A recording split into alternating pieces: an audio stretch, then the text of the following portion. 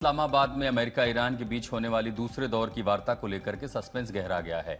America से बड़ी खबर सामने आई है। अमेरिकी उपराष्ट्रपति जेडी वैंस अभी तक पाकिस्तान के लिए रवाना नहीं हुए हैं। फिलहाल वैंस अमेरिका में हैं। वहीं राष्ट्रपति डोनाल्ड ट्रंप ने कहा था कि सीज फायर खत्म होने से पहले अमेरिका एक प्रतिनिधिमंडल पाकिस्तान भेजेगा ताकि ईरान के साथ बातचीत आगे बढ़ाई जा सके। हालांकि ईरान की तरफ से यह भी कहा गया है कि वो शांति वार्ता में शामिल होने पर विचार कर रहा है, लेकिन अभी कोई अंतिम फैसला नहीं हुआ है। कुल मिलाकर ईरान अमेरिका बातचीत की दिशा अभी तक साफ नहीं है। तो जेडी वैंस के पाकिस्तान दौरे को लेकर के सस्पेंस जारी। स्टीव विटकॉफ, जेड कुशनर और जेडी वैंस का ये 3 लोगों का प्रतिनिधिमंडल जिसको इस्लामाबाद पहुंचना था, अभी तक ये डेलीगेशन वॉशिंगटन से नहीं निकला है। और उधर तेहरान की ओर से भी जो रुख अपनाया गया है उसके बाद ऐसा लग रहा है कि अभी तक तेहरान की ओर से भी ये स्पष्ट नहीं है कि आखिर उनका प्रतिनिधिमंडल इस्लामाबाद आएगा कि नहीं। ऐसे में आज होने वाली बातचीत पर अब सस्पेंस बना हुआ है कि क्या बातचीत होगा। लेकिन सस्पेंस क्यों गहराया है? आखिर वैसी कौन सी शर्तें हैं, क्या वजह है जिसके चलते सीज फायर की जब मियाद सिर्फ 24 घंटे और बची है, खत्म होने वाली है, ऐसे में पूरी दुनिया की नजर है कि बातचीत होगी कि नहीं। आखिर स्थितियां क्यों फंसी हुई हैं? ये वो वजह है। इस्लामाबाद में डायलॉग होगा या डेडलॉक होगा? डायलॉग होनी थी, डेडलॉक इसलिए क्योंकि डायलॉग हो नहीं पा रही है। अब अमेरिका क्या देख रहा है कि जेडी वैंस अब तक रवाना नहीं हुए। कल राष्ट्रपति ट्रंप ने कहा कि डेलीगेशन निकल रहा है, लेकिन वॉशिंगटन मीडिया ने कहा कि नहीं, अभी तक वहां से शुरुआत नहीं, उनका प्रतिनिधिमंडल अभी भी अमेरिका में है। ईरान की ओर से कहा गया कि हम बातचीत पर विचार कर रहे हैं, और वो इसलिए विचार कर रहे हैं क्योंकि जो अमेरिका की ओर से विरोधाभासी बयान आ रहे हैं, जो शर्तें रखी जा रही है वो प्रयोगात्मक नहीं है और वो ईरान की सार्वभौमिकता को चुनौती दे रहे हैं, इसलिए दोनों आगे नहीं निकले। अब रुख क्या है दोनों का, ये भी आपके लिए जानना जरूरी कि आखिर डेडलॉक क्यों बना हुआ है। अमेरिका कह रहा है कि मैं डील के लिए किसी दबाव में नहीं हूं। राष्ट्रपति ट्रंप का बयान बार बार आ रहा है। ईरान क्या कह रहा है? ईरान कह रहा है कि कभी भी हम दबाव के आगे नहीं झुके, हमारा इतिहास दबाव के आगे झुकने का नहीं है। हम म्यूचुअल एग्रीमेंट पर जाएंगे, सहमति से बात करेंगे, दोनों देशों के जो हित है उसका ध्यान रखा जाएगा ताकि दुनिया का संकट हो। लेकिन अगर आप दबाव बनाएंगे तो हम इस दबाव के आगे नहीं झुकेंगे। ये दो टूक खरी खोटी सीधे सीधे ईरान का जो नेतृत्व है वो कह रहा है। तो अब ट्रंप कह रहे हैं कि मैं डील के लिए किसी दबाव में नहीं हूं, जबकि बार बार ये कह रहे हैं कि हमें उसका न्यूक्लियर डस्ट चाहिए। अब देखिए अमेरिका आगे कह रहा है, अमेरिका कोई जल्दबाजी नहीं करेगा। सीज फायर के बाद दूसरे दौर की वार्ता है जिस पर अब संशय बरकरार है। कह रहे हैं हम जल्दबाजी में नहीं है। ये और बात है कि उनका प्रतिनिधिमंडल लगातार तैयारी कर रहा है, पर्दे के पीछे बातचीत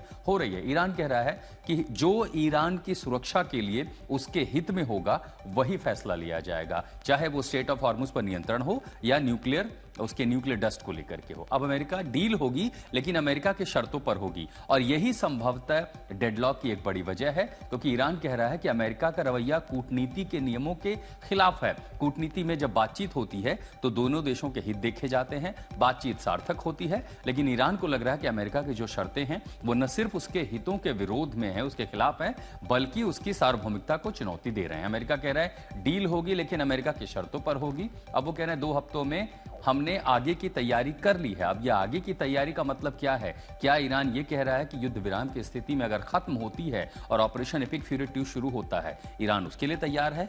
इसी के चलते एक बार फिर सवाल ये उठ रहा है कि क्या पूरी दुनिया स्क्वायर वन पर चली गई है? क्या मिडिल ईस्ट की जो स्थिति थी, हम वापस युद्ध के मुहाने पर धीरे धीरे पहुंच रहे हैं? इस बातचीत पर जो सस्पेंस बना हुआ है, तो सीधे सीधे आपको वॉशिंगटन लिए चलते। रोहित शर्मा हमारे सहयोगी मौजूद है। रोहित, अब जो स्थिति लग रही है, ट्रंप का रवैया, ईरान का रवैया, कुल मिलाकर के जो नूरा कुश्ती है ना, वो डेडलॉक 1 जिसे कहते हैं, रास्ता कैसे निकलेगा? कहां तो दोनों को इस्लामाबाद आज होना था, दोनों अभी तक निकले भी नहीं है।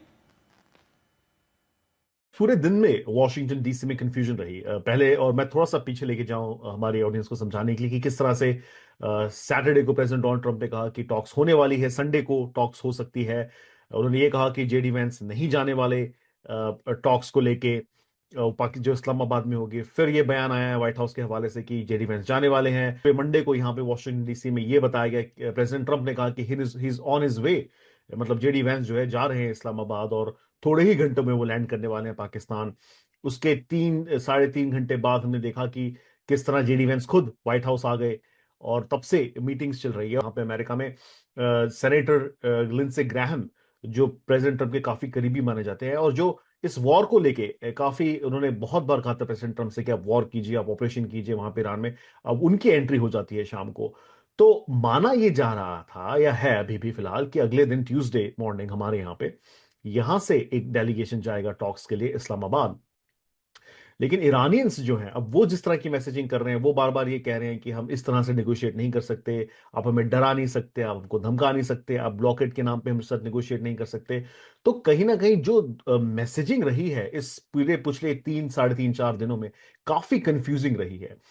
और हमने ये भी तस्वीरें दिखी थी, पाकिस्तान से इस्लामाबाद को खाली कराया जा रहा था, वहां पे 2 होटल्स हैं उनको रिजर्व किया जा रहा था, लेकिन क्लैरिटी जो है फिलहाल मिल नहीं पा रही है कि ये इस्लामाबाद में जो टॉक्स होने वाली है, ये दरअसल किस दिशा में जाएगी। और अगर आप फ्रैंकली मुझसे पूछे तो मैं कहूंगा कि बहुत अटर कंफ्यूजन है कि हो क्या रहा है और चल क्या रहा है, अभी तक किसी को नहीं पता। हम्म। नहीं, इसके पहले हमने ये भी देखा कि अब्राहम अकॉर्ड भी शामिल जो हुआ था, तो वो भी एक दो दौर की बातचीत नहीं थी, उसके लिए लंबी भूमिका तय की गई थी। लेकिन ये समझना इसलिए भी जरूरी है रोहित कि ईरान का आखिर माइंडसेट है क्या। वो ये देखना चाहता है कि विजेता के तौर पर वो सामने आया है, क्या वो ऐसे में इतनी आसानी से गिव अप कर सकता है अमेरिका की शर्तों के आगे, क्योंकि उसे तो फिर पूरी दुनिया के सामने उसका संदेश गलत जाएगा। ईरान का ये कहना कि इनको एक मिसट्रस्ट है अमेरिका के विरुद्ध, आई थिंक ये जायज बात है। हमने देखा जब ये वॉर शुरू हुई, उसके उस वीक में ही अमेरिका नेगोशिएट करने वाला था ईरान से, और यही लोग एम्बेसडर विटकॉफ और जैरेड कुश्नर जा रहे थे ईरान के फॉरेन मिनिस्टर से मिलने के लिए। तो वही बात है कि एक डिस्ट्रस्ट मिसट्रस्ट जरूर है दोनों देशों के बीच में।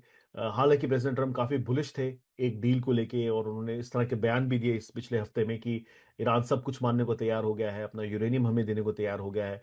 तो इस तरह की हमने कॉन्वर्सेशंस या कमेंट्स सुने हैं यहाँ पे।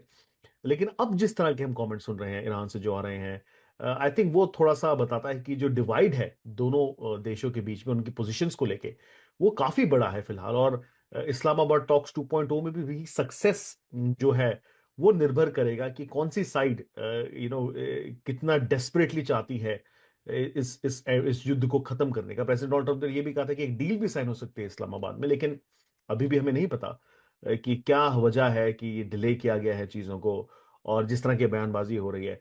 तो आई थिंक थोड़ा सा हमें रुकना होगा, हमें कल सुबह देखना होगा क्या हालात होते हैं अमेरिका में। अभी तक ऑफिशियली तो कोई गाइडेंस नहीं आया है जेडी वैंस के ट्रैवल करने का, यूजुअली बताया जाता है सबको, लेकिन देखना होगा कि ये जो फिलहाल की आखिरी सेट ऑफ मीटिंग्स चल रही है यहाँ पे वॉशिंगटन डीसी में, उसमें क्या डिसीजन लेता है अमेरिका, और फिर ईरान जो है उसका ट्रस्ट गेन करना जरूरी है अमेरिका के लिए। नहीं, ईरान और अमेरिका चाहे या ना चाहे रोहित की युद्ध खत्म हो, लेकिन पूरी दुनिया जरूर चाहती है। अब जो सबसे बड़ी शर्त है वो फंसा है मामला यूरेनियम को लेकर के। उस यूरेनियम पे अमेरिका चाहता है कि पूरा नियंत्रण हो या किसी अंतर्राष्ट्रीय संस्था के अंदर, लेकिन वहां ज्यादातर अमेरिका का कब्जा माना जाता है। ईरान के पास ऑप्शन क्या है यूरेनियम को देने का? वो चाहेगा कोई वॉचडॉग उसको देखे, क्योंकि सीधे अमेरिका को तो नहीं देने वाला वो। ईरान को का न्यूक्लियर प्रोग्राम उसके लिए बहुत ज्यादा इंपॉर्टेंट है, और ये हम इसलिए नहीं कह रहे क्योंकि ये नेगोशिएशंस में बात आ रही है। इस चीज को लेके ईरान ने हमेशा से चोरी छिपे हमेशा काम किया है। उन्हें भी पता है कि अगर उनके पास ये न्यूक्लियर वेपन्स आ जाते हैं तो वो एक तरह से एक ब्लैकमेल गेम खेल सकते हैं पूरे मिडिल ईस्ट के साथ। तो अगेन उन्होंने हमेशा डिले किया है। जो प्रेसिडेंट ओबामा की डील भी थी 2015 की, जिसका जिक्र प्रेसिडेंट ट्रम्प कर रहे हैं, उसमें भी यही था कि आप डिले कीजिए अपना यूरेनियम एनरिचमेंट। तो मुझे लगता है कि इसमें कहीं ना कहीं प्रेसिडेंट डोनाल्ड ट्रम्प को एक रास्ता निकालना होगा। ईरान, एक जो रिपोर्ट आई थी, ईरान तैयार हो गया था कि हम अगले 20 साल तक यूरेनियम एनरिचमेंट नहीं करेंगे, और जो फिलहाल यूरेनियम हमारे पास है वो आपको देने के लिए तैयार है।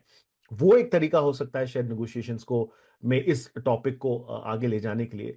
लेकिन अगर ईरान बिल्कुल नहीं मानता कि वो यूरेनियम एनरिचमेंट नहीं छोड़ेंगे और न्यूक्लियर प्रोग्राम नहीं गिव अप करेंगे, तो फिर मुश्किल होगी। क्योंकि प्रेसिडेंट डोनाल्ड ट्रम्प का ये जो पूरा ऑपरेशन रहा है, ये इसलिए रहा है, पिछले साल मिडनाइट हैमर से जो जून में अमेरिका के B-2 बॉम्बर्स गए थे, इसी बात को लेकर रहा है कि ईरान के पास न्यूक्लियर वेपन्स नहीं होने चाहिए। तो ये बहुत बड़ा आई थिंक एक रोड ब्लॉक है। और अगर ईरान कुछ कंसेशन नहीं देता है तो फिर मुझे नहीं लगता कि ये पीस टॉक्स कहीं जा सकती है।